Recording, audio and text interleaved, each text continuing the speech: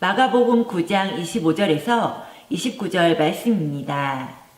예수께서 무리가 달려와 모이는 것을 보시고 그 더러운 귀신을 꾸짖어 이르시되 말 못하고 못 듣는 귀신아 내가 네게 명하노니 그 아이에게서 나오고 다시 들어가지 말라 하시매 귀신이 소리 지르며 아이로 심히 경련을 일으키게 하고 나가니 그 아이가 죽은 것 같이 되어 많은 사람이 말하기를 죽었다 하나 예수께서 그 손을 잡아 일으키시니 이에 일어서니라. 집에 들어가심에 제자들이 조용히 묻자오되 우리는 어찌하여 능히 그 귀신을 쫓아내지 못하였나이까. 이르시되 기도 외에 다른 것으로는 이런 종류가 나갈 수 없느니라 하시니라. 아멘.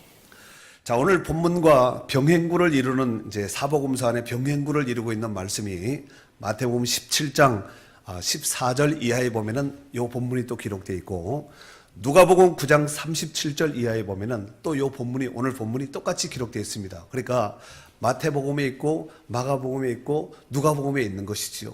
마태, 마가, 누가 이 세 복음서를 다른 말로 뭐라고 얘기를 하죠? 공간복음이라고 말을 합니다. 그래서 이 공간복음에 오늘 본문이 잘 기록되어 있는데 이 세 복음서 안에 오늘 본문의 내용을 가장 잘 자세하게 기록한 내용이 바로 마가복음입니다. 그러니까 오늘 본문이 담겨져 있는 마가복음이기에 오늘 본문을 선정을 해보았습니다. 어느 날 예수님께서 예수님의 12 제자 가운데 사랑하는 3명, 즉 베드로와 요한과 야고보를 데리고 변화산상에 오르셨습니다. 첫 번째 변화산상에 올랐던 그 분위기를 먼저 말씀을 한번 드리도록 하겠습니다. 여러분, 예수님과 함께 산 위에 올랐다. 여러분, 예수님과 함께 동행하는 그 자체도 큰 복입니다. 오늘 또 그 예수님은 우리 가운데 함께 하시는 줄로 믿습니다.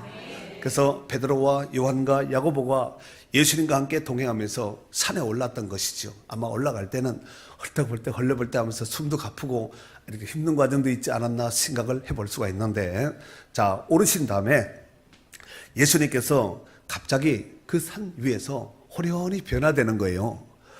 어느 정도로 변화됐냐면은 우리 오늘 본문은 25절부터 기록되어 있는데 본문과 연결되어 있는 앞에 부분을 같이 한번 읽는데 3절 말씀을 다 같이 읽겠습니다. 3절이에요. 그 옷이 시작. 그 옷이 광채가 나며 세상에서 빨래하는 자가 그렇게 희게 할 수 없을 만큼 매우 휘어졌더라. 아멘. 어쩌면은 예수님의 실체적인 모습, 하나님의 성자 예수님의 그 실체적인 모습이 잠깐 동안 제자들 가운데 이 변화산상 가운데서 일어나게 된 모습이 아닌가 생각을 해봅니다. 더욱이 그때에 예수님께서 구약의 율법의 대표자인 모세와 또 능력의 대표자인 엘리야와 함께 그 변화산상 위에서 신령한 교제 서로 이야기하면서 이제 이야기를 하고 있는 것이지요. 그런데 그때 마침 성부 하나님의 음성이 하늘에서 들려왔습니다. 그 음성이 바로 여기 성경에 보면은 7절에 보니까 마침 구름이 와서 그들을 덮으며 구름 속에서 소리가 나되 이는 내 사랑하는 아들이니 너희는 그의 말을 들으라 하고 이 음성까지 들렸습니다. 여러분, 이것을 그냥 글로만 읽으면 이게 전혀 은혜가 안 되거든요. 여러분들이 변화산상 위에서 예수님이 호련히 변화된 함께 같이 동행한 올라갈 때 모습과 전혀 다른 모습이죠.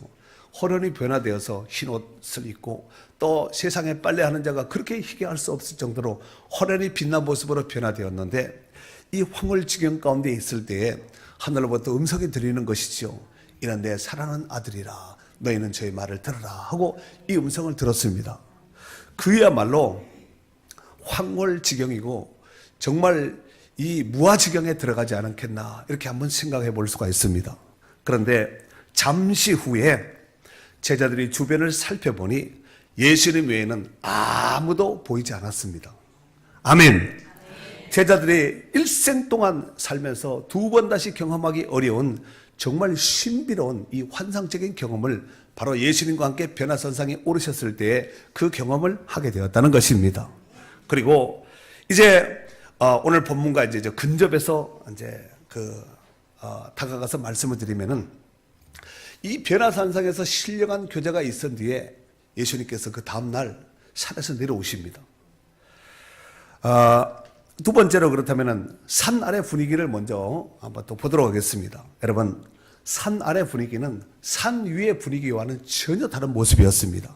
이를테면은 어떤 아버지가 귀신 들려서 물불을 가리지 못하는 한 아이를 데리고 와서 예수님의 제자 가운데 12제자 가운데 3명의 예수님과 함께 변화산상에 올랐으니까 산 아래는 몇 명이 있게 되나요? 9명. 이 9명의 제자들에게 데리고 와서 예수님의 제자들이요, 내 아이가 귀신 들려서 물불을 가리지 못하는데 이 아이 좀 고쳐주세요 하고 데리고 왔습니다. 그런데 이 9명의 제자가 이 귀신 들린 이 아이를 고치지 못하고 있는 이런 상황이었죠. 더욱이 많은 사람들이 운집해 있는 이런 상황 속에서 아마 그랬겠죠. 사람들은 과연 예수님의 제자라고 하는데 예술이 없는 이 상황 속에서 과연 제자들이 이 귀신 들려서 물불을 가리지 못하는 이 아이의 병을 고칠 수 있을까 없을까 있을까 없을까 하면서 의구심을 가지고 아마 3, 4, 5 짝을 이루면서 계속해서 모여들고 있는 이런 분위기입니다. 이런 그 분위기를 여러분이 한번 생각을 해볼 필요가 있습니다. 그런데 사람들이 모이다 보니까 거기에 종교 지도자들까지 모이게 되었고 서기관들까지 모이게 되었습니다. 그러니까 많은 사람들이 운집한 것이지요. 14절 말씀해 보니까 큰 무리가 그를 둘러싸고 서기관들이 그들과 더불어 변론하고 있더라 그랬습니다. 여러분, 많은 사람들이 많은 인파가 운집되어 있는 이 상황 속에서 서기관들은 아마 이때다, 바로 이때다 하고 기회를 포착하고 아마 예수님의 9명의 제자들이 이 못 고치는 병을, 이 귀신을 쫓아내지 못하는 이 상황을 바라보고 이때다 싶어서 시비를 걸어왔습니다. 그래서 14절에 보니까 서기관들이 그들과 더불어 뭐 하고 있더라? 변론하고 있더라. 변론은 뭐야? 말싸움이야, 말싸움. 그도 그럴 수밖에 없는 것은 서기관들은 평소에 예수님과 그의 제자들의 언행을 못마땅하게 여겼습니다. 그래서 그들이 가는 곳마다 따라다니면서 헐뜯고 비방하고 정죄할 기회를 엿보고 있었는데 마침 기회가 딱 포착된 것이지요. 이 9명이나 되는 예수님의 제자들은 어린아이에게서 귀신을 쫓아내지 못하고 쩔쩔매는 모습을 보고 야, 이참에 잘됐다 라고 생각하며 많은 사람들 앞에서 망신을 주려고 했기 때문에 서기관들과 제자들 사이에는 크게 말다툼이 발생되게 되었다는 것입니다. 이럴 때 제자들이 얼마나 민망스러웠을까요? 귀신아 따라가라! 이렇게 했을 때 귀신이 나갈게요 이러면서 나가주면 되는데 막 방글방글 웃고 있다든가 해맑게 웃고 있는다든가 이래버리면 얼마나 황당하겠습니까? 여러분, 한두 번 명령했겠어요? 예수님의 제자들이 나가주세요 이러지는 않았을 거 아니에요. 나가라, 귀신은 나갈지어다 하고 선포하고 아이의 치유를 위해서 치유 사역을 해서 얼마나 기도하고 얼마나 명령하고 선포했겠습니까? 그런데 여전히 아이는 해맑게 쳐다보고 있는 것이지요. 이 모습을 바라보고 있던 많은 사람들과 제자들은 야, 예수님의 제자들이라며 별 볼 일 없네, 귀신도 못 졌네 이러면서 아마 조소하고 비난하지 않았겠나 생각을 해봅니다. 자, 그렇다면 예수님은 이 문제를 어떻게 해결하셨을까요? 변화산상에서 베드로, 요한, 야고보를 데리고 이제 쩔쩔매고 있는 9명에 왔더니 이제 상황이 지금 심각하게 발생되게 된 것이죠. 서로 변론하는 이 분위기 속에서 예수님께서 그 아이 아버지에게 아이를 데려오라 그러죠. 그랬더니 귀신이 예수님을 먼저 알아보고 발작을 일으키는 겁니다. 그리고 아이가 땅에 엎드려져서 구르면서 거품을 흘리면서 그 분위기는 그야말로 난장판이 된 것입니다. 이에 그 아이 아버지에게 예수님께서 이렇게 묻지요. 이 아이가 언제부터 이렇게 되었느냐 이렇게 물었더니 그 아이가 어려서부터 지금까지 이렇게 되었는데 귀신이 이 아이를 죽이려고 불이고 무리고 밤이고 낮이고 할 것 없이 이 아이를 죽이려고 이와 같이 발작을 일으키고 거품을 흘리고 땅에서 구르고 정말 이렇게 핍절한 상태입니다. 이렇게 얘기를 했습니다. 사랑하는 성도 여러분, 귀신의 정체가 오늘 본문에 보면 확연히 드러나지요. 귀신의 정체는 처음부터 죽이고 멸망시키는 것을 자기의 사명으로 알고 있습니다. 그래서 이 아이 나이가 몇 살이 되었는지는 성경에 나와 있지 않습니다. 그러나 아이인 것을 보아서 아마 초등학교 정도 되지는 않았겠나. 청년부 한데 아이라 그러지는 않을 거 아니에요. 귀신은 이 아이에게서 어려서부터 지금까지 계속해서 끈덕지게 괴롭혀 왔음을 볼 수가 있습니다. 여러분, 귀신의 정체는 집요합니다. 그리고 귀신의 역사는 시도 때도 없습니다. 그리고 귀신은 애, 어른을 구별하지 않습니다. 약간 긴장하시네. 이 아이가 오늘까지 살아오면서 얼마나 괴로웠을까요? 여러분, 귀신에게 괴롭힘 당하지 않은 거 감사하셔야 돼요. 그리고 그 부모와 가족들은 얼마나 또 마음이 아팠겠어요. 그리고 아이를 마치 물가에 내놓은 아이처럼 아이를 홀로 둘 수 없는 이런 상황이죠. 이해가 되시죠?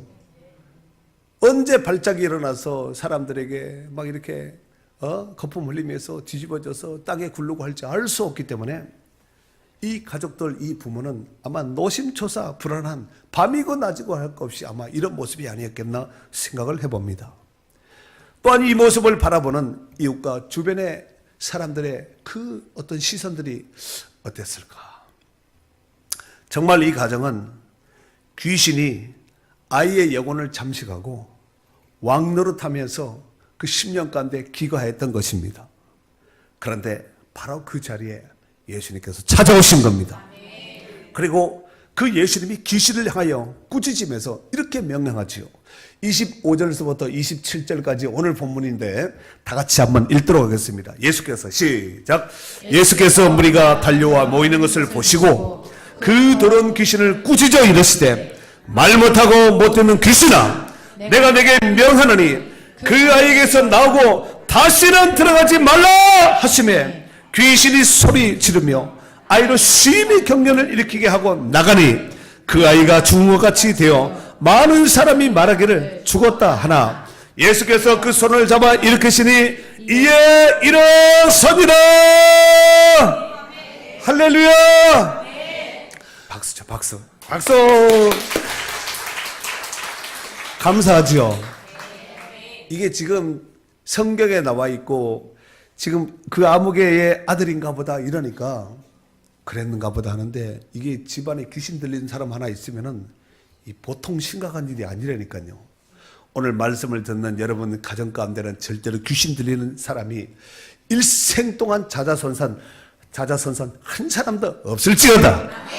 그게 아멘. 이런 치료의 역사가 여러분의 가정 가운데, 여러분의 10년 가운데 함께 하시기를 주의 이름으로 축원합니다. 얼마나 기뻤을까요? 얼마나 좋았을까요? 얼마나 행복했을까요?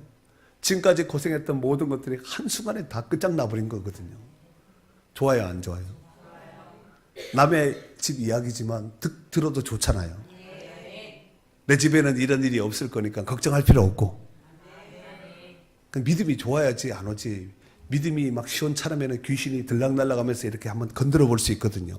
그때에 오늘 예수님께서 명령하고 꾸짖었다 그랬죠. 꾸짖는다는 얘기는 나가주세요 해요. 나가! 해요. 나가! 하고 쫓아야지. 나가주세요. 이렇게 하면 안 되죠. 아멘.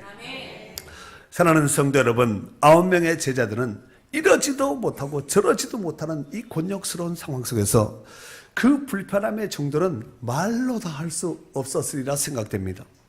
이때 마침 예수님께서 오셔서 그 아이에게서 귀신을 쫓아내시고 그 아이를 살려주시고 회복하심으로 인해서 그 아이도 그 아이지만 아마 귀신 들려서 고통하는 그 사람보다가 그 아이보다가 제자들도 아마 그 정도 레벨로 아마 고통스러웠으리라 생각됩니다.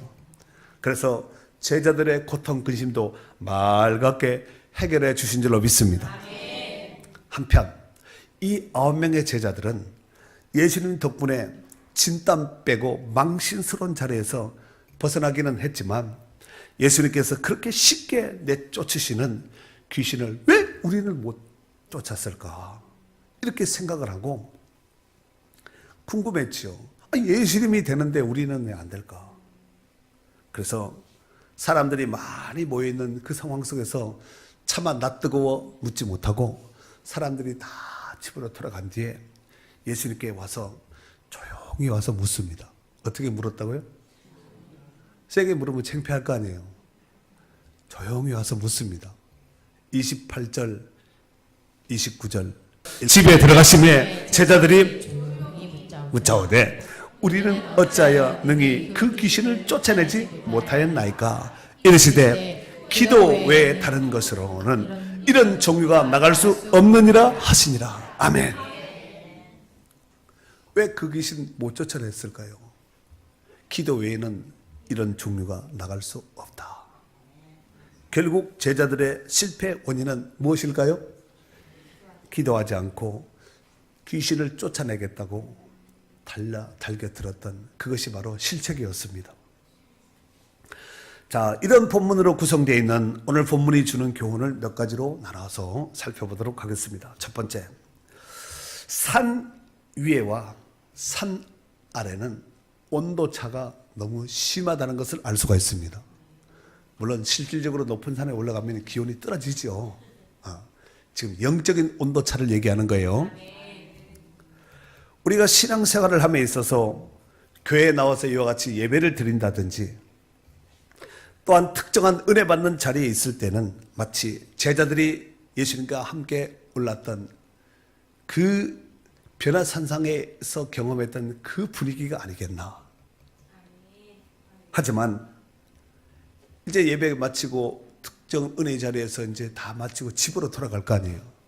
집으로 돌아간다든가 또 직장으로 돌아간다든가 여러분 일터로 사회로 학교로 돌아가고 나면은 마치 오늘 본문에 산 아래에 이루어졌던 이 모습과 같은 모습으로 온도 차이를 느끼지 않겠나 생각을 해보았습니다. 산 위에 베드로가 얼마나 좋았으면 그런 말하지요. 예수님, 내가 초막을 셋 짓겠습니다. 하나는 예수무리에서, 하나는 모세를 위해서, 하나는 엘리야를 위해서 짓겠습니다. 그리고 우리가 이 좋은 곳에서 삽시다. 그렇죠. 얼마나 좋으면 그랬겠어요. 제발 오늘 이 예배 드리는 이 자리가 그런 자리가 되었으면 좋겠네요. 근데 입은 아멘 하는데 표정은 왜 그래요? 이러보건대 은혜 받을 자리에 있다는 것은 큰 축복이에요. 크게 아멘. 예수님의 제자 중 3명은 바로 그 은혜를 누렸지만 나머지 9명은 산 아래에 있는 9명은 그렇지 못했다는 것입니다. 그러므로 은혜의 보좌를 늘 사모하며 그 자리에 있는 성도들이 될 수 있기를 바랍니다. 히브리서 4장 16절 말씀에 보면은 그러므로 우리는 긍휼하심을 받고 때를 따라 돕는 은혜를 얻기 위하여 은혜의 보좌 앞에 담대히 나갈 것이니라 그랬습니다. 아멘. 두 번째로 따라하세요. 기도해야 삽니다.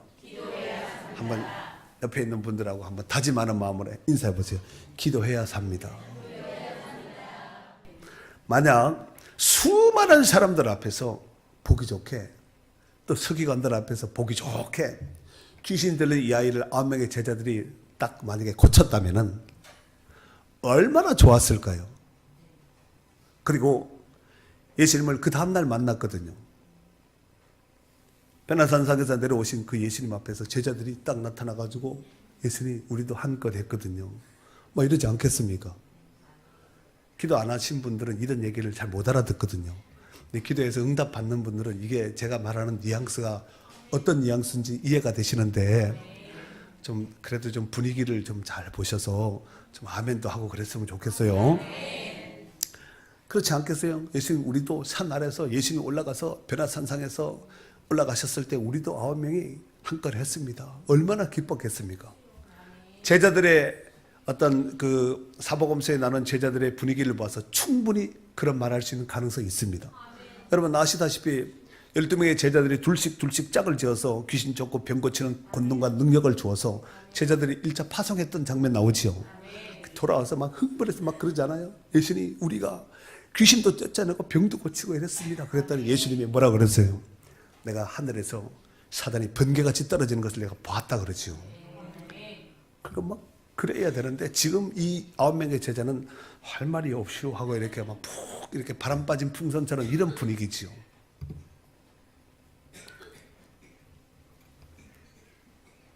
제자들은 정말 그 마음이 아마 지구멍이라도 있으면은 숨어 들어갈 정도의 아마 그런 마음이 아니겠나.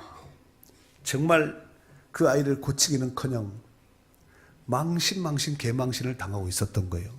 이런 표현에서 미안해요. 근데 여러분들에게 좀 이해를 돕기 위해서 이렇게 표현했으니까 이해를 해줬으면 좋겠습니다. 그렇다면은 왜 망신을 당했을까요? 고치지 못했기 때문인 거예요. 고쳤다면 문제될 것이 하나도 없거든요. 그렇다면 왜 못 고쳤을까요? 능력 부족입니다. 그 왜 능력이 없을까요? 왜 능력이 없었을까요? 기도하지 않았기 때문에. 이러보건대 기도가 병을 고치는 능력이요, 문제를 해결하는 열쇠입니다. 키입니다. 아멘. 야고보서 5장 14절 말씀해 보니까 너희 중에 병든 자가 있느냐? 그는 교회 장로들을 청할 것이요, 그들은 주의 이름으로 기름을 바르며 그를 위하여 기도할지니라 그랬어요. 아멘. 마가복음 16장 17절 이하에 보면은 믿는 자들에게는 이런 표적이 따르리니, 이런 뭐가 따라요? 표적, 증거가 따르리니 곧 그들이 내 이름으로 귀신을 쫓아내며, 귀신은 쫓아내야 된다니까요. 귀신은 환영하면 안 돼요. 집에다 부적 붙이고 막 이렇게 주술하는 거 다 귀신 부르는 거잖아요. 절대 하시면 안 됩니다. 귀신을 쫓아내며 새 방언을 말하며 뱀을 집어올리며 무슨 독을 마실지라도 해를 받지 아니하며 병든 사람에게 손을 얹은 즉 나으리라 하시더라 그랬어요. 그 병든 사람을 보면은 빨리 가서 손을 얹고 기도해야 되겠죠. 그러나 우리나라의 분위기 정서상 머리에 손을 얹는 것은, 성도들이 손을 얹는 것은 조심할 필요가 있습니다. 사랑하는 성도 여러분, 똑같은 건전지를 할지라도 충전이 만땅 되어 있는 건전지와 방전된 건전지는 생긴 것은 똑같습니다. 그러나 그 차이는, 기능은 천지 차이예요. 똑같은 핸드폰이라 할지라도 완전 충전된, 풀 충전된 핸드폰과 스틱 하나도 없는, 충전 표시가 하나도 없는 방전된 핸드폰은 성능 자체가 틀려요. 아무리 성능이 좋다 할지라도 방전되면은 못 씁니다. 아무리 후진 핸드폰이라 할지라도 충전되면은 다 전화할 수 있어요. 아멘. 이러보건대 똑같은 성도라 할지라도 성령 충만한 성도와 성령 충만하지 않는 성도는 천국과 지옥 차이고 하늘과 땅 차이라는 것입니다. 만약 여러분의 주변에 어떤 분이, 안 믿는 분이 와서 아이가 아파서 어떤 문제로 인해서 권사님이라며요, 집사님이라며요, 장로님이라며요, 안수 집사님이라며요 와가지고 이 아이를 위해서 좀 고쳐달라고 기도 좀 해주세요, 이렇게 만약에 안 믿는 사람이 여러분에게 와서 이렇게 부탁을 요청을 하면은 여러분 어떻게 하시렵니까? 지금은 안 돼요, 내 기도해보고 이럴 거예요. 그리고 만약 그 문제가, 기도 부탁한 그 문제가 암이나 심각한 상태 가운데 빠져있는 이 문제로 여러분들에게 부탁을 한다면은 여러분 어떻게 할 거예요? 감기 기침은 되는데 좀 그건 너무 세서 안 되겠어요, 이러고 돌려보낼 거예요. 그래서 성도들에게 정말로 꼭 필요하고 요구되고 중요한 것이 있습니다. 그것이 뭐냐면은 말이 아니라 실제적인 능력이어야 돼요. 핸드폰 방전되고 아무리 들고 다녀도 소용없다니까요. 쇳덩어리 하나 들고 다니는 거예요. 무거운 짐만 되는 것입니다. 근데 걔가 딱 충전이 되면은 딱 전화번호 눌린다든가 카톡을 한다든가 인터넷을 한다든가 기타 등등의 기능을 쓰면은 별의별 기능을 다 쓰지 않겠습니까? 고린도전서 4장 20절 말씀에 보면은 하나님의 나라는 말에 있지 아니하고 오직 능력에 있음이라 그랬어요. 뭐에 있다고요? 예수 믿는 사람들 말만 잘해, 이런 소리 들으면 안 되겠지요. 말도 잘하지만 능력은 더 많아. 말해야 되지 않겠습니까? 마가복음 5장 25절 이하에 보면은 12해를 혈류증으로 앓아온 한 여자가 많은 의사들에게 많은 괴로움을 받고 가진 재산도 다 허비한 정말 이 안타까운 여인이 나오거든요. 많은 돈을 들이고 많은 의사를 쫓고 민간요법이든 뭐 어떤 처방이든지 안 해본 것 없이 다 해봤겠죠. 근데 다 소용이 없는 거예요. 가진 돈도 다 허비한 이런 상태지요. 근데 자기가 살고 있는 그 마을에 예수님이 온다는 소식을 들었습니다. 그리고 많은 사람들이 모인 그 인파 사이를 끼어서 헤집고 들어가서 예수님 뒤에서 옷깃을 탁 잡았습니다. 예수님 옷깃을 탁 잡았다니까요. 왜 잡았는가? 성경은 이렇게 말하고 있습니다. 내가 그의 옷에만 손을 대어도 구원을 받으리라 생각함이로라. 이 생각을 잘해야 돼요. 아멘. 그러더니 이에 그의 혈육 근원이 곧 마름에 병이 나은 줄을 그 몸에서 깨달으니라. 아, 내 병이 나았구나 깨달았다는 거예요. 그런데 그 다음 요절이 중요해요. 마가복음 5장 30절의 말씀인데 예수께서 그 능력이 자기에게서 나간 줄 곧 스스로 아시고 그랬습니다. 예수께서 그 능력이 뭐가? 이 드나미스 이 능력이 자기에게서 나간 것을 예수님이 알았다는 거예요. 그 예수님이 능력이 나간 것을 알았으니까 아 누군가가 잡았고 누군가 고침받고 해결됐구나 하는 것을 예수님이 보지 않고 이미 알았다는 것이지요. 오늘 그 치유의 능력이 말씀의 옷깃을 부여잡는 여러분 가운데도 함께 하시기를 바랍니다. 이러보건대 똑같은 상황이라 할지라도 능력의 문제입니다. 문제는 자기 자신의 능력이 있는지 없는지 자기가 알아요. 핸드폰 보면 알죠. 아, 배터리 몇 프로 남았구나. 그러면은 얼마큼 쓰겠구나. 이걸 자기 보면 알잖아요. 근데 눈에 보이지 않는 우리 자신의 능력을 자기가 안 되니까요. 그리고 귀신이 귀신같이 압니다. 괜히 폼 잡고 예수님 제자들 9명의 제자들처럼 우리가 제자니까 제자 명찰을 가지고 담배 들면 안 되고 정말 기도해서 능력 받아서 그 능력으로 귀신 쫓고 병 고치고 해야 된다는 것이에요. 예수님은 9명의 제자들이 해결하지 못했던 그 문제를 한 방에 해결해 버렸습니다. 뿐만 아니라 예수는 온 인류가 해결하지 못한 그 죄의 문제를 그의 십자가로 단번에 그 모든 인류의 죄 문제를 해결하여 주신 줄로 믿습니다. 히브리서 9장 12절 말씀에 보면은 염소와 송아지의 피로 하지 아니하고 그러니까 짐승의 피가 아니라 오직 자기의 피로 영원한 속죄를 이루사 단번에 성소에 들어가셨느니라. 단번에 해결하셨다는 거예요. 아멘. 이 죄사함과 구원의 문제가 예수 그리스도를 믿는 여러분 가운데 단번에 해결되는 역사가 있기를 바랍니다. 이 죄 문제를 해결하지 못하고 이 구원의 문제를 해결하지 못하고 교회 나오고 신앙생활하는 사람은 정말 불쌍한 사람이에요. 정말 불쌍한 사람이에요. 이 죄 문제, 구원의 문제는 예수의 이름으로 단번에 해결 받으셔야 됩니다. 그리고 더 능력 있게 싱싱하게 이렇게 신앙생활 잘 하셔야 됩니다. 마지막 세 번째로 제자들은 왜 귀신을 쫓아내지 못했을까요? 반복되는 질문 같습니다만은 질문의 대답은 뭐죠? 기도하지 않은 거예요. 아니, 나 예수님의 제자들이니까 우리가 한두 명도 아니고 9명인데 귀신아 나가 이래서 나간 것이 아니에요. 오늘 틀림없이 29절 말씀에 기도 외에 다른 것으로는 이런 종류가 나갈 수 없다 그랬습니다. 기도 외라는 것이 뭐예요? 기도뿐이라는 거예요.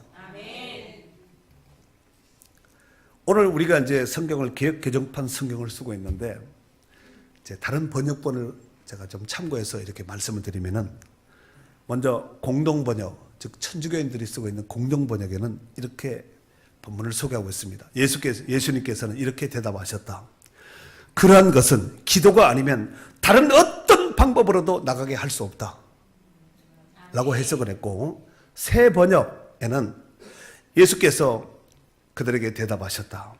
이런 부류는 기도로 쫓아내지 않고는 어떤 수로도 쫓아낼 수 없다. 그리고 고대 사본에는 오늘 우리는 기도 외에는 이렇게 하고 있지만 기도와 금식으로 이렇게 나와 있습니다. 그러니까 기도하되 금식 기도는 더 파워풀한 마치 핵폭탄과 같은 이런 기도라는 것을 알 수가 있습니다. 지금은 사순절이에요. 현대인 성경에는 그래서 예수님은 이런 귀신은 기도가 아니면 나가지 않는다 하고 대답하셨다. 이렇게 해석을 해놓고 있습니다. 이런 종류, 이런 것들은 힘쓰고 애쓴다고 되는 것이 아니라 기도해야 된다는 거예요. 왜 기도해야 된다고요? 기도 외에는 방법이 없기 때문에. 다른 말로 해석하면은 하나님만이 해결할 수 있는 것이기 때문에 기도해야 된다는 얘기죠. 오늘 본문이 병행구를 이루고 있는 아까 마태복음 17장에도 여기 본문이 똑같은 말씀이 기록됐다고 그렇죠.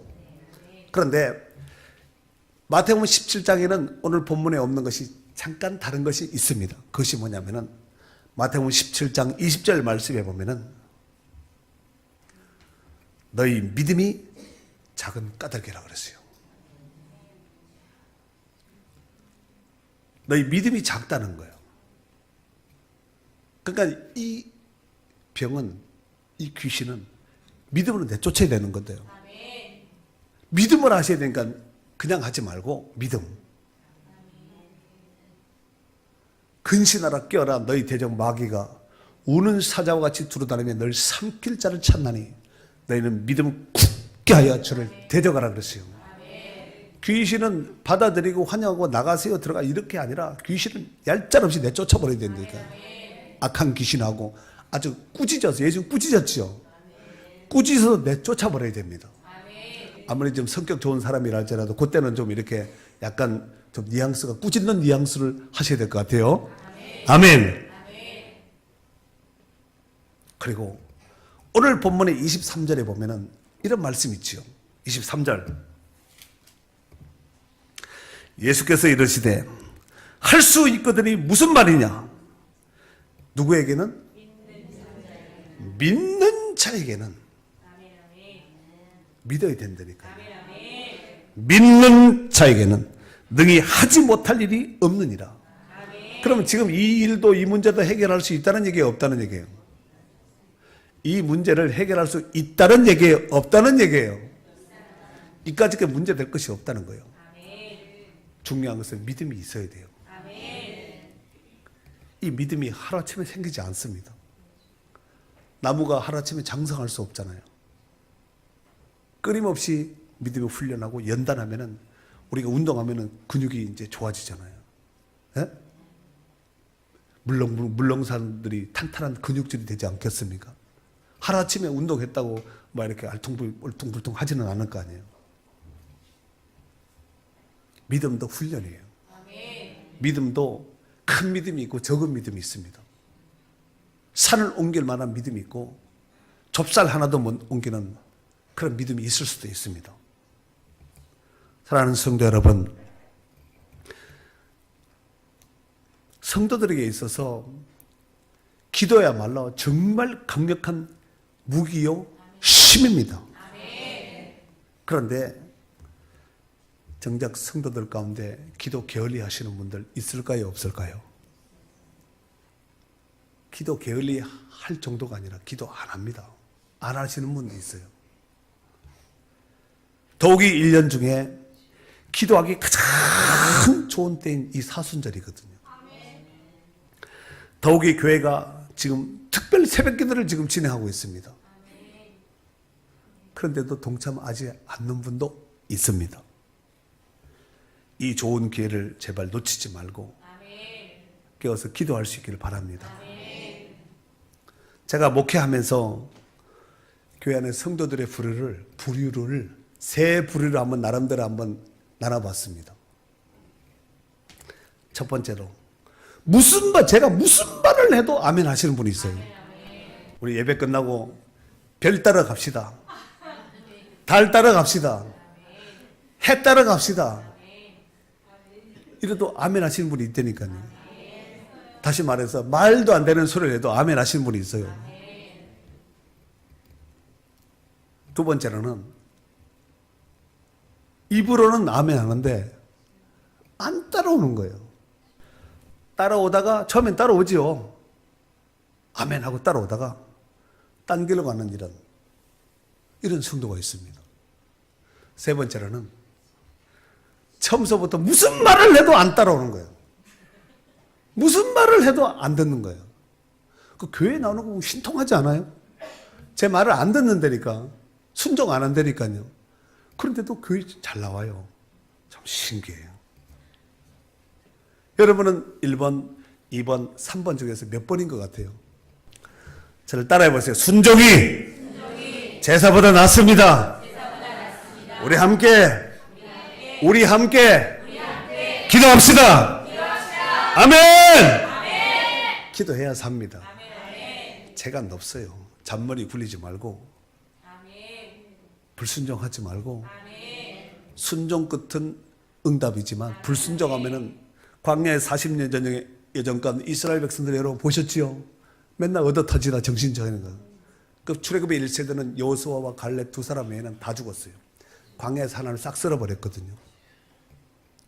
광야 인생으로 전락되지 말고 하나님이 약속하신 그 땅에서 나갈 수 있는 가나안 복지에 저 하나님 나라에 거룩한 성도들이 될 수 있기를 바랍니다. 결국 제자들의 실패한 원인은 뭐라고요? 제자들이 기도해야 된다는 것을 알고 있었을까요? 없었을까요? 여러분처럼 잘 알고 있었다니까요. 제자들은 예수님을 통하여서 기도하는 모습을 수도 없이 보았을 거예요. 예수님 사역하다가 없어요. 사역하다가 잠깐 없어졌어요. 어떻게 어디 갔지? 예수님 어디 갔지? 찾다 보면 저기서 막 기도하고 있는 거죠. 제자들은 그때 야 우리 좀 쉬자. 쉬는 거죠. 그 차이예요. 우리가 사복음서 안에 보면은 제자들이 스스로 기도했다는 얘기는 거의 없어요. 제자들이 스스로 기도했다는 얘기는 없다니까요. 결국 기도의 차이가 성공이냐, 실패, 응답이냐, 불응답이냐 그 차이를 만들어낸다는 것을 알 수 있습니다. 사랑하는 성도 여러분, 여러분도 잘 아시다시피 지금 우리는 사순절 기간을 보내고 있습니다.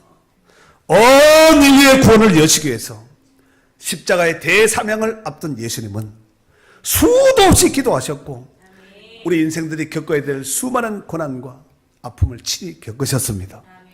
그런데 정작 구원의 수혜자인 우리는 얼마나 깨어서 기도하고 있습니까?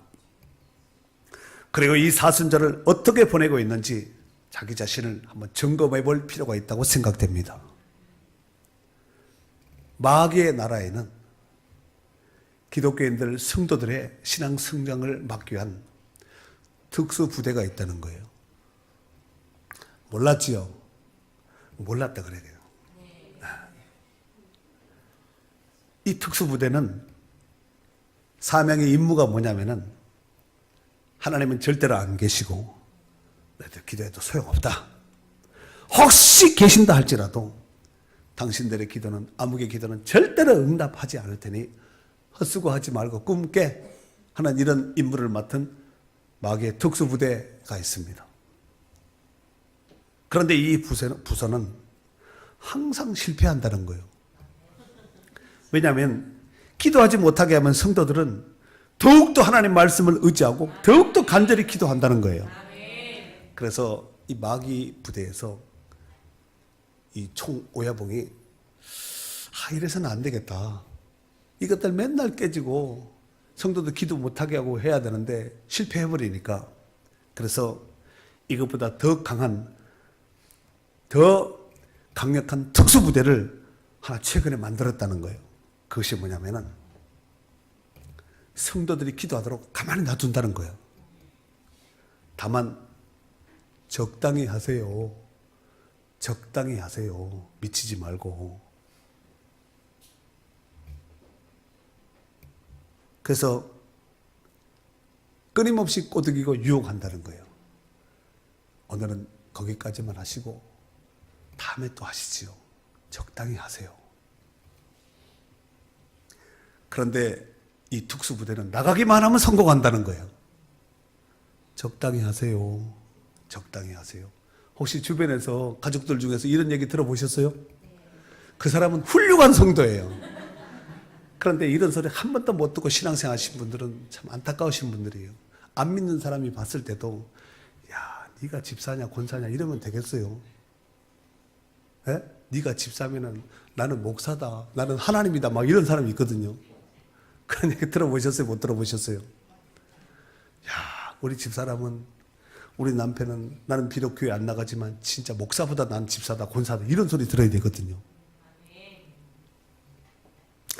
들을 귀가 있는 자는 들을지어다.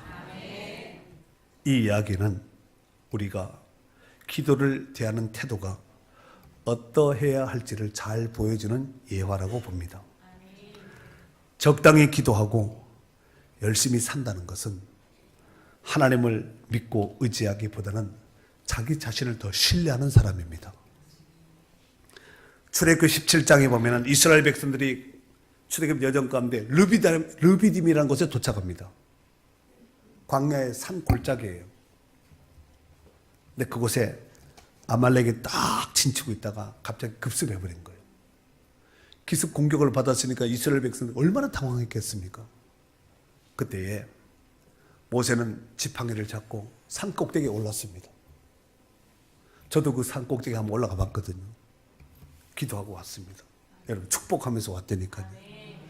그리고 여호수아는 남자 장정들을 데리고 아말렉과 싸우러 나가지요. 근데 신기한 것은 모세가 손을 들면 이스라엘이 이기고, 모세 팔이 피곤해서 손을 내렸더니 아말렉이 이기는 거예요. 올리면 내리면, 이 아말렉 편인지 이스라엘 편인지 잘 구별하셔야 됩니다. 손을 올리면 이스라엘이 이기고, 내리면, 이걸 딱 보고 있던 아론과 훌이 곁에서 딱 보고 있다가 이 상황을 지금 볼 거 아니에요. 이렇게도 보고 이렇게도 보고 이렇게도 보고, 이렇게 보나 이렇게 보고 산 아래와 이렇게 봤겠지요. 그런데 모세가 손을 내니까 올리니까 이기는 거예요. 팔이 피곤해서 내리니까 지는 거예요.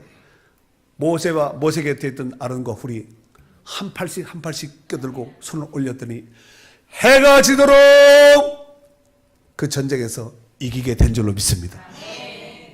그래서 기념단을 쌓아놓지요. 그리고 그 단 이름을 여호와 니시라 그랬습니다. 여호와 니시, 여호와 니시. 펄럭펄럭, 깃발이니까 펄럭펄럭 하지 않았겠습니까? 기도하는 사람은 어디 가든지 승리의 깃발이 흔들리거든요. 여호와 니시 깃발. 팔 내린 사람들 날마다 백기 들게 돼 있어요. 백기 들고 항복. 세상에 항복하지 말고 하나님한테 항복하면은 하나님이 이기게 해주실 줄로 믿습니다. 사랑하는 성도 여러분, 우리가 기도하면 보이지 않는 영적인 세계에는 어떤 일이 발생될까 궁금하지요? 내가 기도하면은 우리 눈에 보이지 않는 이 영적인 세계에서는 어떤 지각 변동이 일어날까 궁금하잖아요. 요한계시록 8장 3, 4절에 보면은 나와 있어요. 또 다른 천사가 와서 제단 곁에 서서 금 향료를 가지고 많은 향을 받았으니 이는 모든 성도의 기도와 합하여, 모든 성도의 뭐와 합하여? 그 향연의 기도와 합하여 보좌 앞 금 제단에 드리고자 함이라. 향연이 성도의 기도와 함께 천사의 손으로부터 하나님 앞으로 올라가는지라 그랬어요. 금 향료에 담아서 하나님 보좌 앞에 딱 올린다는 거예요. 이따가도 중보기도 할 때 세게 빡세게 하셔야 됩니다. 여러분의 기도는 흩어지는 소리가 아니에요. 아시겠죠? 공중에 흩어지는 이 소리가 아니라니까. 하나님이 귀하고 귀한 금 향료에 담아서 천사들아 담아라. 어떤 사람의 기도를 막 잔이 막 향이 막 넘쳐나서 막 이렇게 막 천사 날개 가지고 막 이렇게 날개 펴가지고 막 담는 이런 기도도 있을 수가 있습니다. 제발 좀 그런 기도가 많이 나왔으면 좋겠어요. 다니엘서에 보면은 다니엘이 문제를 앞두고 위기를 앞두고 기도하지요. 다니엘서 9장 23절에 보면은 곧 내가 기도를 시작할 즈음에 명령이 내렸으므로 이제 내게 알리러 왔느니라. 네가 기도할 시작할 쯤에 하나님의 명령이 사인이 떨어져서 내게 응답을 주기 위해서 이제 왔다는 거예요. 여러분, 우리가 기도할 때 낙심하지 말아야 될 것은 하나님은 우리가 기도한 것보다가 훨씬 빨리 응답하시고 더 좋은 것으로 응답하시고 구하는 것이나 생각한 것에 더 넘치도록 부어주시는 살아계신 하나님이신 줄로 믿습니다. 하나님께서 우리에게 기도하라고 말씀하셨을 때는 감당할 사명이 있기에 기도하라고 말씀하신 것이 아니겠습니까? 그럼 잘 생각해 보세요. 왜 할 일도 없는데 쓸데없이 기도하라고 했어요? 기도하라고 했을 때는 뭔가가 하나님께서 맡길 사명이 있고 주어진 사명이기 때문에 기도하라고 한 거예요. 예수님도 공생애 중에 그 사역을 앞두고 특히 십자가에 그 십자가를 지는 그 사건을 십자가 사건을 앞두고는 밤새도록 땀방울이 떨어지는 핏방울 같이 될 정도로 겟세마네 동산에서 기도하지 않았습니까? 그리고 공생의 도중에는 틈만 나면 기회를 만나서 기도했던 모습을 볼 수 있지 않습니까? 사무엘상 12장 23절에 보면은 나는 너희를 위하여 기도하기를 싫은 죄를 여호와 앞에 결단코 범하지 않겠다 그랬어요. 데살로니가전서 5장 17절에는 쉬지 말고 기도하라 그랬어요. 우리의 인생사 중에서 하나님이 돕지 아니하시면 우리는 아무것도 아닙니다. 먼지도 안 돼요. 아무것도 아닙니다. 이 사순절에 다시 한번 기도로 깨어서 기도함으로써 하나님의 도우시는 축복의 성도들이 되시기를 예수님의 이름으로 축원합니다. 축원합니다.